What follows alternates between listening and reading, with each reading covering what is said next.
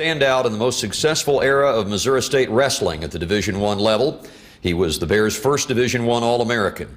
He came here in 1989, redshirting his first year after a successful four-year high school career at St. Louis DeSmet. First of all, I'd like to thank the university for this special honor. It's an honor not only for me individually, but it's a testament to our entire wrestling program as a whole. When I came out of high school, I never accomplished my goal of becoming a state champion. I fell short. I placed fourth my junior and third my senior year at state.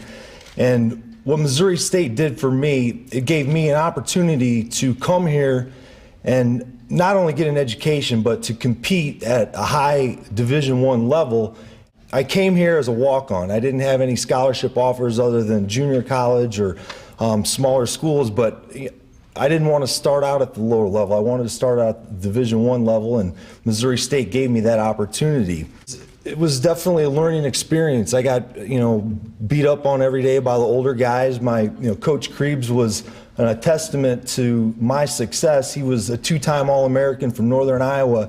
He was a heavyweight there. He was the guy that enjoyed picking on me for some reason every day, and especially when the other faculty or coaching staff would come in, that was really his moment to shine.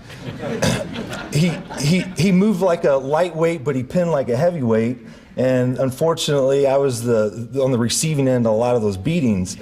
And it really did, it instilled in me not only a confidence level, but also a work ethic that if I can hang with this guy who's a two-time All-American, who's 40 pounds heavier than me, I can hang with anybody in the country. And that's exactly what it did. In 1993, when I went to the national tournament, I wasn't seeded. My goal when I first started wrestling was just to go to the national tournament. All-American was unheard of in the Missouri State vocabulary at that time, so just qualifying was what I set out to do. The first round of the tournament, I wasn't seeded. I wrestled the number 3 seed from Arizona State. I ended up going into overtime with them. I lost, but that set the tone. It was like, okay, here it is. This guy's number 3 in the country. My confidence level was there, and then I ended up going on to win my next 4 matches. I'm proud of the fact that Coach Krebs gave me that opportunity. Well, my younger brother right now, he's at the Naval Academy.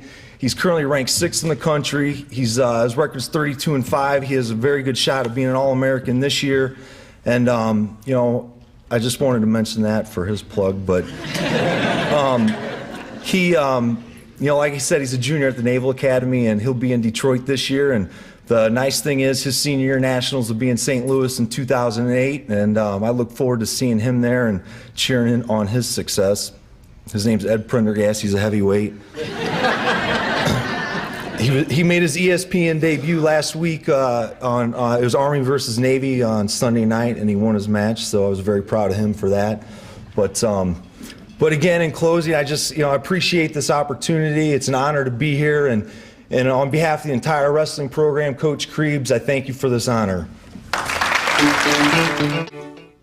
I think something that's kind of running through this whole thing, successful people, highly successful people like Hall of Famers have a lot of passion for what they do.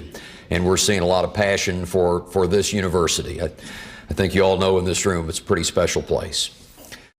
I'd like to thank my mom and dad, John and Mary Lou Prendergast, for your support over the years, from the wrestling camps to practice to tournaments, for the thousands of miles you traveled to watch me wrestle. I will always appreciate the sacrifices you made for me.